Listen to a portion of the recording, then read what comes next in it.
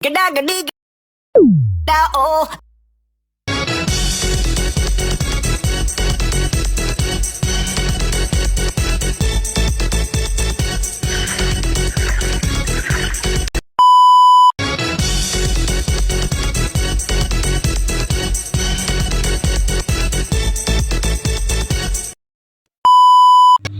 Assalamualaikum warahmatullahi wabarakatuh. Di sini saya dan teman-teman saya akan mempresentasikan dan mewawancarai seseorang yang bekerja di sales marketing di PT Suzuki. Berikut adalah videonya. Pertama-tama perkenalkan, saya Dahlia dengan NIM 64230564. Saya Ali Akbar dengan NIM 64231033. Nama saya Agus Saprianto dengan NIM 64230189. Nama saya Muhammad Iqbal dengan NIM 64230276. Perkenalkan, nama saya Iksan Duda Prasetya, NIM 64230914. Sales marketing. Sales marketing adalah satu bagian yang menangani pemasaran atau penjualan dalam suatu perusahaan yang memiliki tugas dalam melaksanakan perencanaan, penugasan, dan pengawasan yang menangani tentang pemasaran dan penjualan. Peran sales marketing yaitu melakukan perencanaan yang dilakukan untuk mencapai suatu tujuan dengan komunikasi pemasaran terpadu yang efektif dan menentukan media apa saja untuk mencapaikan informasi secara informatif serta tindakan yang dilakukan dengan cara mengkomunikasikan kepada konsumen yang telah menjadi target pasar dapat mencapai tujuan yang dicapai melalui media berupa pesan. Mereka bertanggung jawab atas komunikasi pemasaran terpadu melalui berbagai media, memastikan informasi dan citra produk tersampaikan secara efektif ke konsumen. Sales marketing juga membangun hubungan baik dengan pelanggan dengan memahami kebutuhan spesifik mereka untuk menciptakan kepuasan dan loyalitas, sehingga menjadi garda terdepan perusahaan dalam memperkenalkan produk atau layanan. Fungsi dari sales marketing ialah sebagai berikut. Yang pertama, mengembangkan keterampilan penjualan dan pemasaran. Kedua, meningkatkan peluang promosi dan pengembangan karir. Ketiga, memahami dinamika pasar dan perilaku konsumen. 4. Meningkatkan pemahaman bisnis secara keseluruhan. 5. Mengembangkan kemampuan manajemen waktu dan prioritas. Peran sales marketing di PT Suzuki Indo Mobil Motor Tbk sangat penting dalam mencapai target penjualan dan memperkenalkan produk kepada konsumen. Mereka bertanggung jawab atas perencanaan strategi pemasaran dan berperan sebagai garda terdepan dalam membangun hubungan dengan pelanggan. Dengan pemahaman yang mendalam tentang kebutuhan pelanggan, sales marketing mampu meningkatkan kepuasan dan loyalitas pelanggan, yang berkontribusi langsung pada pencapaian tujuan perusahaan. Selain itu, program pelatihan yang disediakan membantu sales marketing dalam mengembangkan keterampilan komunikasi dan negosiasi, memperkuat daya saing perusahaan di pasar.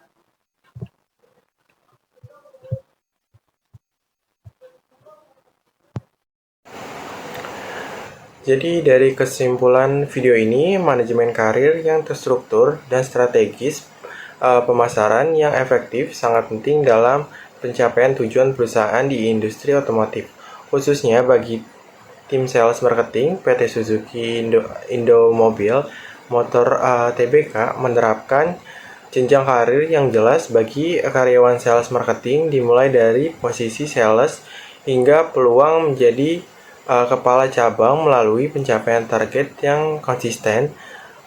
Strategi pemasaran mencakup pemanfaatan media sosial, marketplace, website resmi, dan pameran langsung sehingga dapat menjangkau konsumen secara lebih luas. Pendekatan emosional kepada pelanggan melalui pemahaman kebutuhan spesifik mereka dan pelayanan yang nyaman membantu perusahaan membangun hubungan jangka panjang dengan konsumen. Sekian dari saya dan kelompok saya, kurang lebihnya mohon maaf. Assalamualaikum warahmatullahi wabarakatuh. Halo, selamat sore. Dengan saya Apri. Dan saya Dahlia. Saya di sini ingin mewawancara tentang manajemen karir di salah satu perusahaan Suzuki, yaitu salah satu tim dari Suzuki, dan di sebelah saya dengan Mas siapa? Saya Rehan. Dengan Mas Rehan. Baik, sebelum memulai wawancaranya, kita boleh kenalan dulu dengan Mas Rehannya. Yang pertama, bisa nggak sih Kak kita tahu tentang menceritakan latar belakang Kakak sudah berapa lama bekerja sebagai sales marketing? Kalau berapa lama bekerja sih udah setahun ya. Udah setahun. Kecimpung di dunia marketing. Terus apalagi soal latar Untuk jenjang karirnya seperti apa tuh Kak? Misalkan dari awal kayak sales gitu atau bagaimana? Kalau misalkan jenjang karir di dunia marketing khususnya di Suzuki itu yang paling bawah tentu jadi sales ya. Yeah. Setelah jadi sales itu naik jadi sales head. Tapi itu harus dengan catatan nih, penjualannya harus stabil.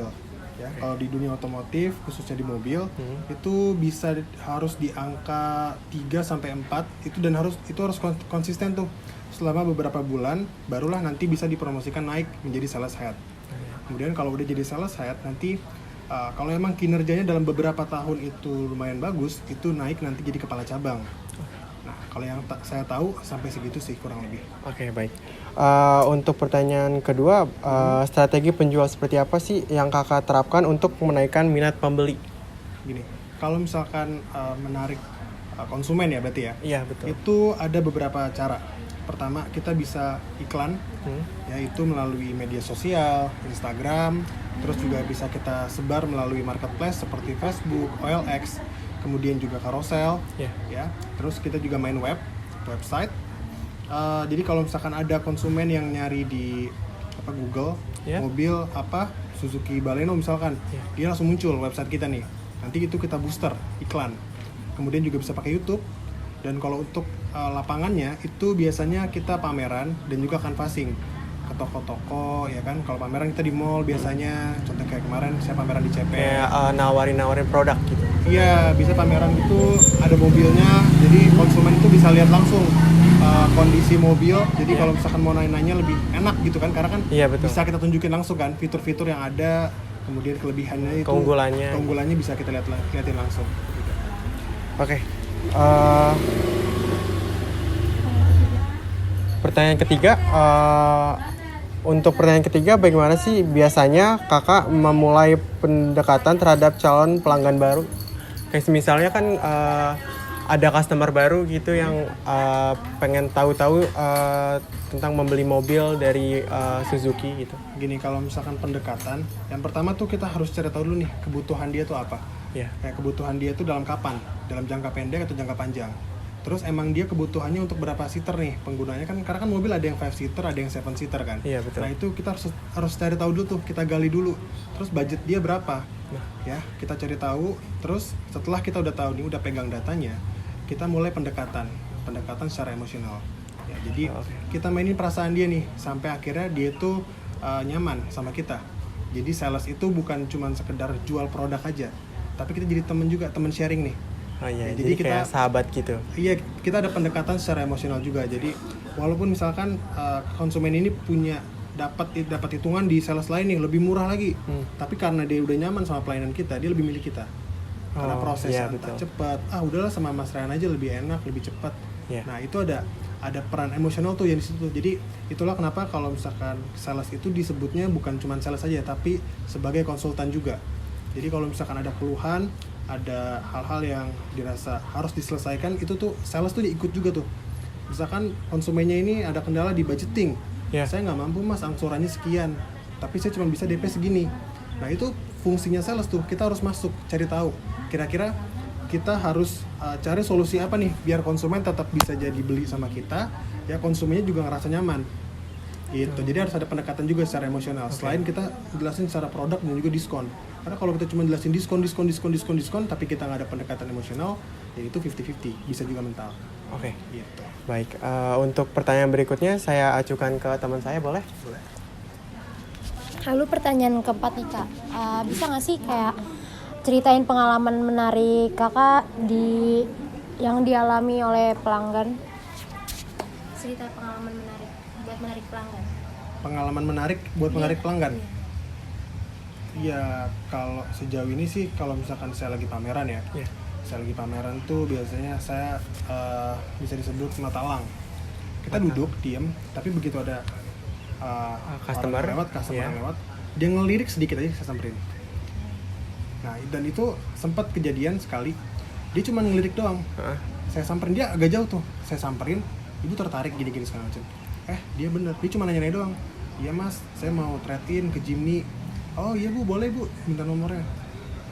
Saya minta nomornya. Terus saya kontak terus-terusan, saya follow up ya kan. Dia nggak balas, saya follow up terus. Ya kita rutin follow up terus akhirnya, oh ya udah, boleh deh mas. Akhirnya jadi konsumen saya.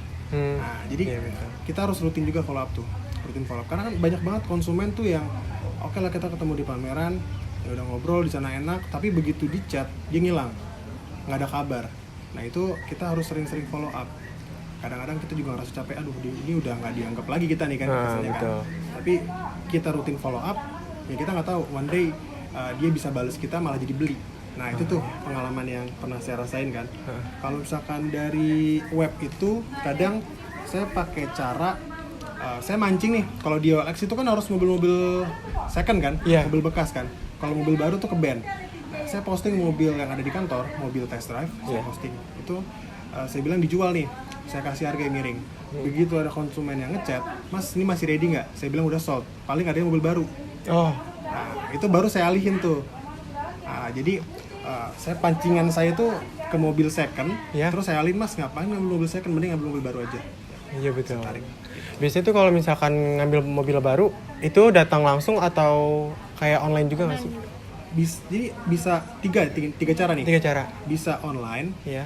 Jadi tinggal bayar booking fee online aja, atau kita ke rumah dia, ke rumah konsumen, atau konsumen datang ke showroom. Ataupun bisa juga satu lagi, ketemu di luar. Ketemu di luar. Kita ketemu nanti. Itu buat kayak konsultasi dulu gitu, baru langsung kondisi mobil, kondisi motornya gitu. Itu di luar bisa ya. Saya lanjut pertanyaan berikutnya, boleh kak? Ya, boleh. Di sekarang ini tuh ada tren otomotif apa sih yang populer tuh di dunia otomotif? Kalau masalah tren itu sebenarnya beda-beda ya. Ya setiap tahun, setiap bulan tuh pasti ada aja perkembangan. Biasanya itu lebih ke fitur. Kalau misalkan tren kan itu kan lebih ke minat konsumen ya di sosial media berarti ya? Iya di betul. sosial media kan. Kalau tren itu sebenarnya nggak ada.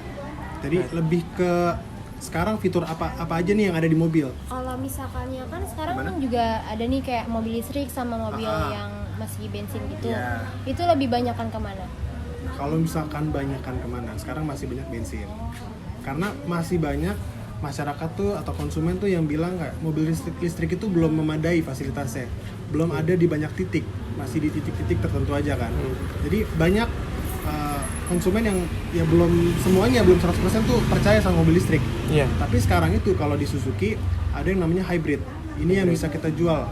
Banyak konsumen yang tertarik sama hybrid. Hybrid itu perpaduan baterai sama mesin. Jadi setengah listrik setengah mesin. Setengah listrik setengah mesin. Tapi dia nggak pakai kayak BBM gitu kan? Dia pakai bensin. Pakai bensin, cuman dibantu sama baterai. Gitu. Jadi ini 50-50. Ini lebih irit juga ketimbang mobil bensin biasa. Ya. Dan kalau sekarang sih kalau bukan tren ya lebih ke fitur yang lagi ngejual banget tuh hybrid. Banyak mobil-mobil kelas atas tuh kayak Zenix ya, itu mulai tuh pakai hybrid karena itu narik konsumennya kenceng banget karena irit gitu, konsumen banyak tertarik ke hybrid. Itu opsi kedua sih kalau misalkan nggak mau ngambil mobil listrik. Gitu. Lanjut pertanyaan ke-6, kayak saran kakak tuh buat orang-orang yang bingung milih mobil yang tepat atau yang lanjut ke pertanyaan 6, kayak apa sih saran buat orang-orang yang sedang bingung cari mobil atau kepentingan mobilnya gitu? Kalau itu beda-beda ya, tergantung kebutuhan. Balik lagi kayak tadi saya bilang di awal, mereka butuh buat berapa orang, mau yang 5-seater atau 7-seater. Jadi terus mereka mau kebutuhannya itu buat jarak jauh atau cuma dalam kota aja, ya kan? Jadi kalau untuk sarannya itu ya itu paling tergantung mereka masing-masing orang harus ditanya dulu nih, kita cari tahu dulu datanya. Mereka butuh untuk berapa orang, untuk jaraknya tuh pemakainya sering keluar kota kah atau cuma dalam kota aja ya, atau penggunaan bensinnya tuh mereka mikir nggak sih? Karena kalau orang-orang yang banyak duit tuh digituin malah nggak suka. Iya benar. Iya kan? Iya. Kita singgung, ini irit loh Pak. Emang kenapa saya banyak duit? Iya benar. Soalnya saya pernah ketemu konsumen kayak gitu. Saya tawarin Suzuki, Pak Suzuki-nya Pak, maaf ya saya orang kaya. Kayak gitu dia. Jadi kalau ditanya saran, ya kita harus gali data. Kebutuhan yang dia mau tuh apa aja. Cenderungnya tuh lebih ke penggunaan bensin, konsumsi BBM, terus juga berapa bangku buat kapasitas penumpang, sama ya itu untuk ground clearance tuh tingginya mobil itu untuk bepergian keluar kota atau ke dalam kota, itu yang pengaruh sih. Ada lagi? Baik, sekian untuk wawancaranya. Jika bila ada salah kata, kita mohon maaf dan terima kasih sudah meluangkan waktu.